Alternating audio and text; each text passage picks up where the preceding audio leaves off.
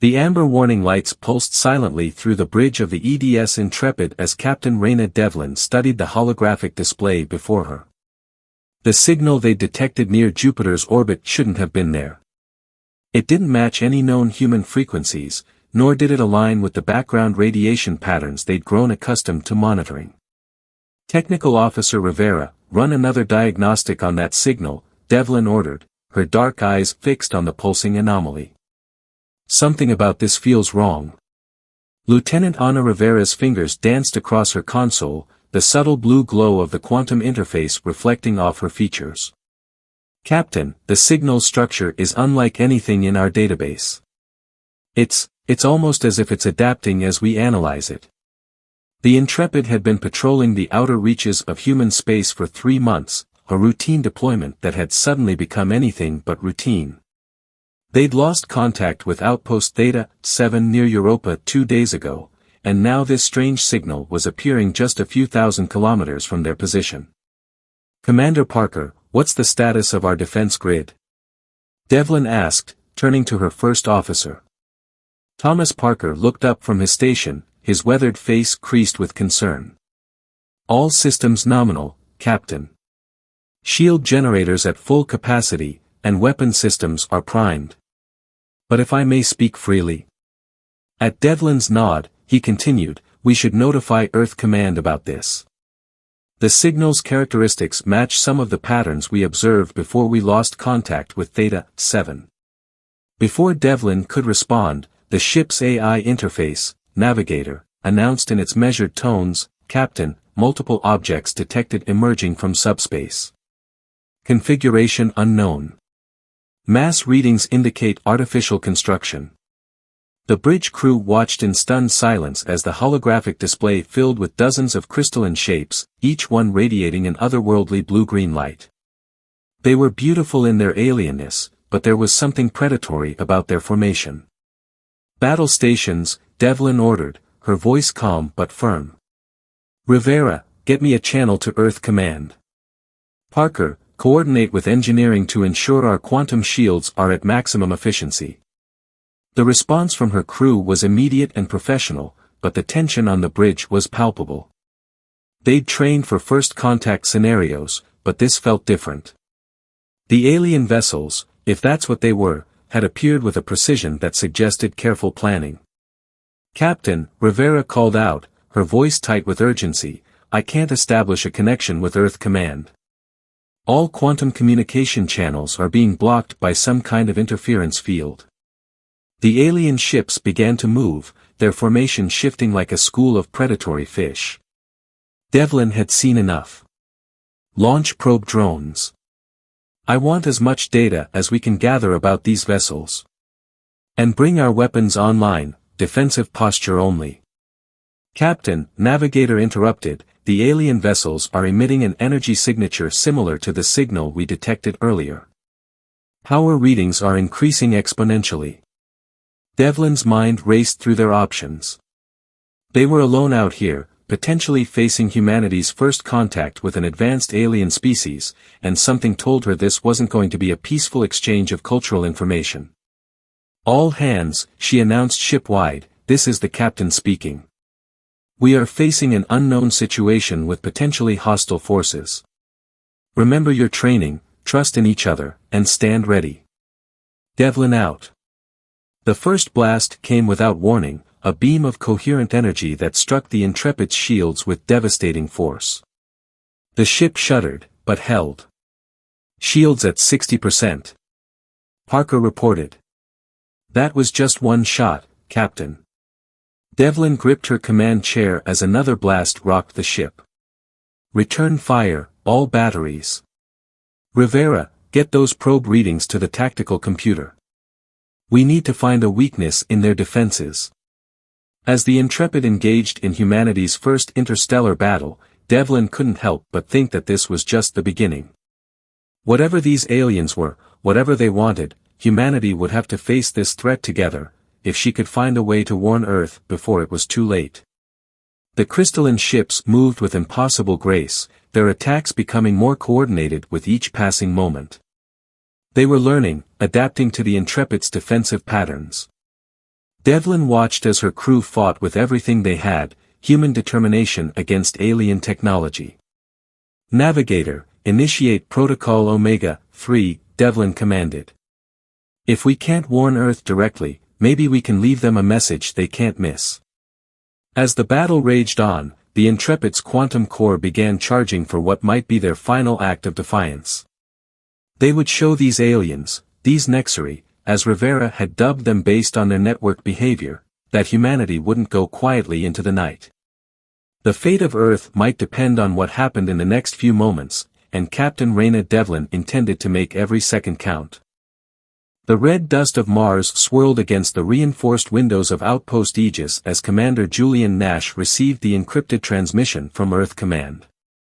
His hands tightened on the edge of his desk as he processed the information. The Intrepid's last stand had given them crucial intelligence about the alien threat, but at a terrible cost. Dr. Patel, what's the status of our defensive systems? Nash asked, turning to face the outpost's chief engineer. The holographic display between them showed the positions of the 3 remaining Mars colonies, spread across the planet's surface like delicate pearls in a rust-colored sea. Raj Patel adjusted his wire-rimmed glasses, his expression grim. Not good, Commander. The quantum interference is affecting our shield generators. Whatever these Nexari are using, it's like they can speak directly to our technology. Nash stood, moving to the window that overlooked the sprawling dome of Colony Beta. 6,000 civilians lived under that protective barrier, completely unaware of the danger approaching their solar system. The Intrepid's sacrifice had bought them time, but how much? Begin evacuation preparations, Nash ordered. Quietly. We don't want to cause a panic, but we need to be ready to move our people into the underground shelters at a moment's notice. Sir, Lieutenant Maria Santos called from her communications station, we're detecting unusual activity in the Phobos sector. The automated mining facilities they're activating themselves. Nash felt a chill run down his spine. The Nexari's ability to control human technology was more advanced than they'd feared. Shut them down. Shut down everything that's not essential for life support. It's not responding to commands, Santos reported, her fingers flying over her console. The systems are locked out. Wait, the mining lasers are powering up. Through the window, Nash watched in horror as the massive industrial lasers on Phobos, originally designed to cut through Martian rock, began to turn toward the colonies. Their own technology was being weaponized against them. Emergency protocols, now. Nash shouted. Sound the evacuation alarms. Get everyone underground. The next few hours were chaos as thousands of colonists rushed to the safety of Mars's underground caverns. Nash coordinated the evacuation from the mobile command center, watching as the mining lasers systematically began destroying the surface infrastructure they'd spent decades building. Commander, Patel called out, his voice excited despite the situation, I think I've found something. The Nexari's control isn't perfect, there's a delay, a kind of feedback loop when they try to override our more complex systems. Nash moved to Patel's station, studying the data scrolling across his screen. Can we use this? Maybe. The quantum processors we use for navigation and life support, they generate a kind of noise when processing data. I've noticed that systems with higher levels of this noise are more resistant to the Nexari's control. Before Nash could respond, a new alert blared through the command center. Multiple contacts dropping out of subspace, Santos reported. Crystalline configurations matching the Intrepid's records. The Nexari are here. Nash made a quick decision. Dr. Patel, I want you and your team to focus on that quantum noise theory. Lieutenant Santos, get me a secure channel to Earth Command, use the old radio frequencies if you have to. The rest of you, prepare for Emergency Protocol Echo 7. As the alien ships approached Mars orbit, Nash couldn't help but think about the irony of the situation. Humanity had spent centuries looking to the stars, dreaming of first contact. Now that it had finally happened, they were fighting for survival. Sir, Santos called out, I'm picking up a transmission from Earth Command. It's Dr. Samira Hassan from the Quantum Defense Initiative. She says she might have found a way to fight back. Nash felt a glimmer of hope for the first time since the crisis began. Put her through to my private channel. And someone get me the status of those underground shelters, we need to buy them time. The battle for Mars was about to begin, and Commander Julian Nash knew that every decision he made in the next few hours could mean the difference between humanity's survival and extinction. As he prepared to coordinate their defense, he silently thanked Captain Devlin and the crew of the Intrepid. Their sacrifice hadn't been in vain, they'd given humanity a fighting chance, and he intended to make the most of it. Dr. Samira Hassan's laboratory in the depths of Luna Base hummed with energy as she analyzed the data streaming in from Mars. Her team had been working without rest since Commander Nash's transmission about the quantum noise phenomenon, and now they were close to something groundbreaking. Run the simulation again, she instructed her assistant, Dr. James Morrison. But this time, increase the amplitude of the quantum fluctuations by 20%. The holographic display filled with cascading waves of energy patterns, representing the interaction between human technology and the Nexary's control signals. Something about the interference pattern caught her eye. There, she pointed, her dark eyes brightening with realization. That's not random noise, it's a resonance pattern. The Nexary aren't just controlling our technology, they're synchronizing with it at a quantum level. Morrison adjusted his calculations, and the pattern became clearer. But if they're synchronizing, that means they're vulnerable to desynchronization, Hassan finished. Their strength is also their weakness. They've evolved their technology to be so perfectly in tune with quantum systems that they never considered someone might deliberately create quantum discord. The implications were staggering. If they could generate enough quantum noise at the right frequency, they might be able to disrupt the Nexary's control over human technology, and possibly even their own systems.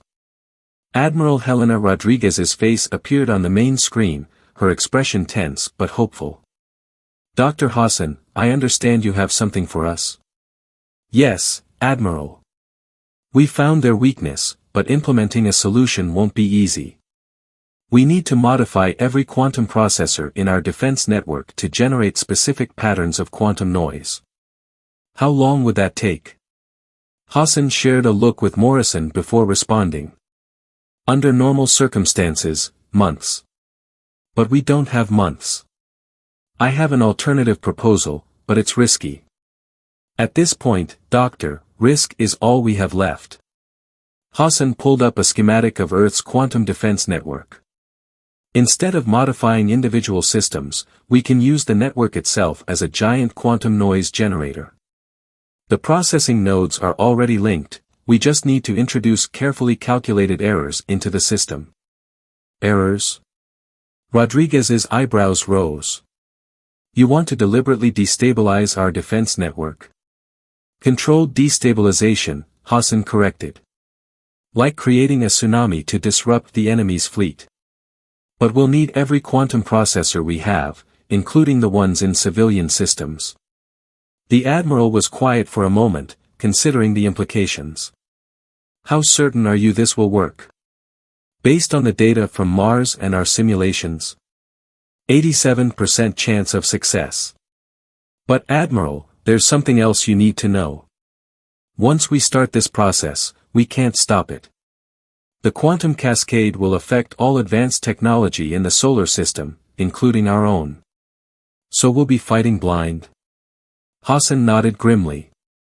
We'll have to rely on backup systems, older technology that doesn't use quantum processing. Radio communications, chemical rockets, projectile weapons. We'll essentially be stepping back a century in technological capability. But so will they, Morrison added. And unlike us, they don't have any backup systems. Their entire civilization appears to be built on quantum technology. Before Rodriguez could respond, alarms blared through the facility. A junior officer rushed into view behind the Admiral. Multiple Nexary vessels have breached the Luna defense perimeter. How long do you need to implement your solution, Doctor? Rodriguez asked sharply. An hour to make the necessary modifications, then perhaps 30 minutes to build up enough quantum discord to trigger the cascade. You have 45 minutes total. I'll coordinate with what's left of the fleet to buy you time. The Admiral's image flickered. Good luck, Doctor. To all of us. As the screen went dark, Hassan turned to her team. James, start reprogramming the primary node. Linda, coordinate with the civilian infrastructure teams. The rest of you, begin calculating the precise frequencies we'll need. Through the reinforced windows of her lab, Hassan could see flashes of light in the space above Luna, the Earth's remaining ships engaging the Nexary fleet. She thought of Captain Devlin's sacrifice, of Commander Nash's desperate defense of Mars, of all the lives hanging in the balance. We're going to win this, she said softly, more to herself than anyone else. Not because we're stronger or more advanced, but because we know how to fall back and fight with sticks and stones if we have to. That's humanity's real strength, we never forget our roots. As her team worked frantically to implement their last-ditch plan, Hassan allowed herself a small smile. The Nexary had no idea what was coming. They'd evolved beyond the need for backup systems, beyond the understanding that sometimes the most primitive solutions were the most reliable. They were about to learn that lesson the hard way. Technical Officer Marcus Wong stood in the control center of Earth's primary quantum defense hub, surrounded by banks of servers that pulsed with blue light. His team was spread across the globe, coordinating the most ambitious technological downgrade in human history.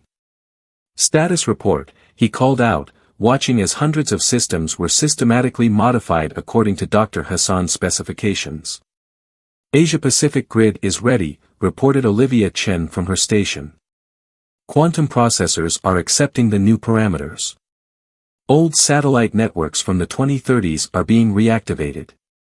European sector aligned, added David Fisher. But we're getting resistance from some of the automated manufacturing plants. Their AI systems are fighting the modifications. Wong moved to Fisher's station, studying the readouts. Shut them down manually if you have to. We can't risk the Nexary using them against us. He keyed his comm unit. Dr. Hassan, we're at 60% implementation. How's the quantum discord looking? Building steadily, Hassan's voice crackled through the old-style radio. They'd already switched to analog communications, abandoning the more vulnerable quantum networks. But we're seeing unusual patterns in the noise generation. The Nexary are adapting faster than we anticipated. Wong watched as another series of alerts lit up his display. Across the solar system, human technology was being turned against itself. Defense platforms fired on friendly ships, power grids redirected energy to unknown purposes, and communication systems broadcast signals that made no sense to human ears. We're losing the orbital platforms. Chen called out. The Nexary have full control of the satellite network. Let them have it, Wong replied calmly. Focus on the ground-based systems. Remember, everything we lose now is something they can't use against us later. A deep rumble shook the facility, and emergency lights flashed. They're targeting power stations, Fisher reported. Trying to stop us from completing the modifications. Wong opened a channel to Admiral Rodriguez. Admiral, we need more time. At least 15 minutes to reach critical mass in the quantum discord field. You have 10, Rodriguez replied, her voice steady despite the chaos. The lunar defense grid just fell. They'll reach Earth in 12 minutes. Wong turned to his team. New plan. We're going to overload the systems we've already modified. It'll burn them out, but it should generate enough quantum noise to trigger the cascade reaction. Sir, Chen protested, if we do that, we'll lose 90% of our technological infrastructure. It could take years to rebuild. If we don't do it, we won't have anything left to rebuild. Wong began entering commands into his console. Start the overload sequence. And send out an alert on all frequencies, tell everyone to shut down their quantum devices. The old tech, the backup systems, everything pre-2030, that's all we'll have left when this is over. As his team worked, Wong thought about how far humanity had come, and how far they were about to fall. They'd built amazing things, reached for the stars, created artificial intelligence and quantum computers. And now their survival depended on their willingness to let it all go. Quantum discord at 70%, Hassan's voice reported. The Nexary ships are showing signs of disruption. Their formation is breaking up. 8 minutes to Earth impact, Rodriguez added. Make it count, people. Wong took a deep breath. Initiate final sequence. Route all remaining power to the discord generators. He looked around at his team, seeing the determination in their faces. Whatever happens next, remember, we chose this. We chose to step back from the edge of our technological achievement because we remembered how to fight without it. That's not weakness, that's wisdom. The facility's lights flickered as power was diverted to the overloading quantum processors. Around the world, and across the solar system, human technology began to fail in a carefully orchestrated shutdown. But in that failure was their victory. Each dying system added to the growing wave of quantum discord that was already tearing through the Nexary fleet. Discord field at 90%. Hassan announced. The cascade is beginning. Wong watched the final countdown, knowing that in the next few moments, humanity would either save itself by sacrificing its technological achievements, or lose everything to an enemy that had never learned to live without them. May our children forgive us, he whispered, and pressed the final command. The world went dark. In orbit around Earth, the crystalline ships of the Nexary fleet began to splinter and crack as the quantum discord wave washed over them. Their perfect synchronization, the very thing that made them so powerful, became their undoing. Captain Nina Rossi stood on the bridge of the USS Constitution, one of the few remaining ships that hadn't relied on quantum technology. The old vessel, kept as a training ship for naval cadets, now represented humanity's last line of defense. Radio check, she called out, her voice steady despite the chaos unfolding around them. All stations report. One by one, her crew responded using technology that would have been familiar to sailors a century ago. No quantum computers, no AI assistants, no advanced targeting systems. Just human skill, determination, and the basic tools of warfare. Admiral Rodriguez, this is the Constitution, Rossi transmitted on the emergency frequency. We are operational and standing by. Confirmed, Constitution, Rodriguez's voice crackled through the speakers. You're our eyes up there. What do you see? Through the reinforced windows of the bridge, Rossi watched as the Nexary ships writhed in the grip of the quantum cascade. Their once beautiful crystalline forms had become fractured, their coordinated movements degrading into chaos. The discord wave is working, she reported. Their fleet is breaking apart. But... She paused, noting a change in the alien ship's behavior. Something's happening. They're adapting. A new signal cut through the static on their radio, unlike anything they'd heard before. It took Rossi a moment to realize what she was hearing. The Nexary were attempting to communicate.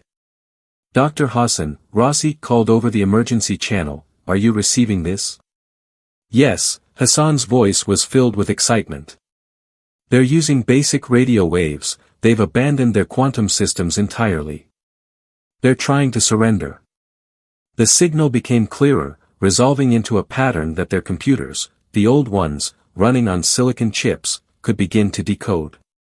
The message was simple, repeated in mathematical sequences that translated across the barrier of language: stop. Talk. Learn.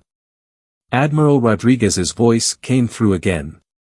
Captain Rossi, you're the ranking officer in orbit. The decision is yours. Rossi looked at her crew, seeing the same mix of hope and caution in their eyes that she felt herself. Humanity had won not by destroying their enemy, but by forcing them to step back from their technological dependence. Now they had a chance to make first contact again, this time on equal footing.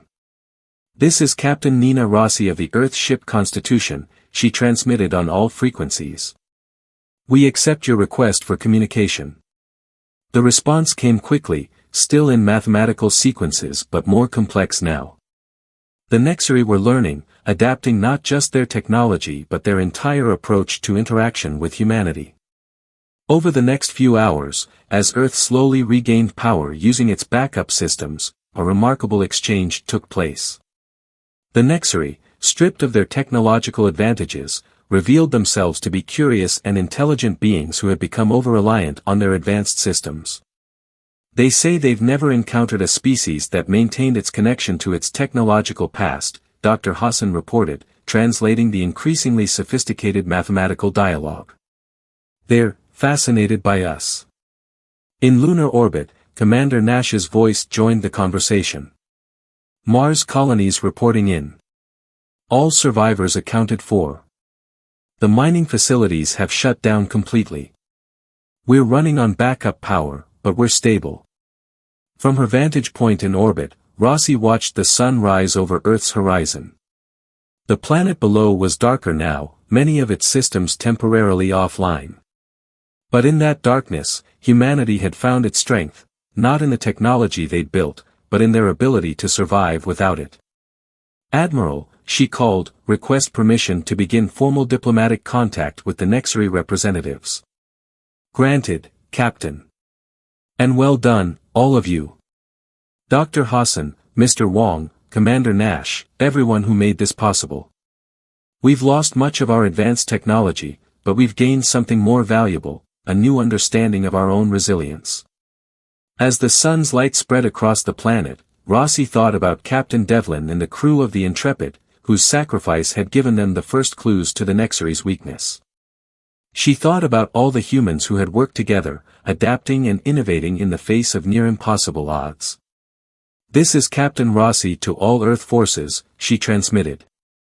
"Stand down from combat status. Begin recovery operations. And let's welcome our new neighbors properly, with wisdom earned from our past and hope for our future." The response came from across the solar system, a chorus of voices united in purpose, ready to begin the long process of rebuilding. But this time, they would rebuild differently, maintaining their connection to simpler technologies even as they reached for the stars. In the end, humanity's greatest victory came not from destroying their enemy, but from remembering who they were, a species that had climbed from stone tools to starships, and never forgotten how to use either.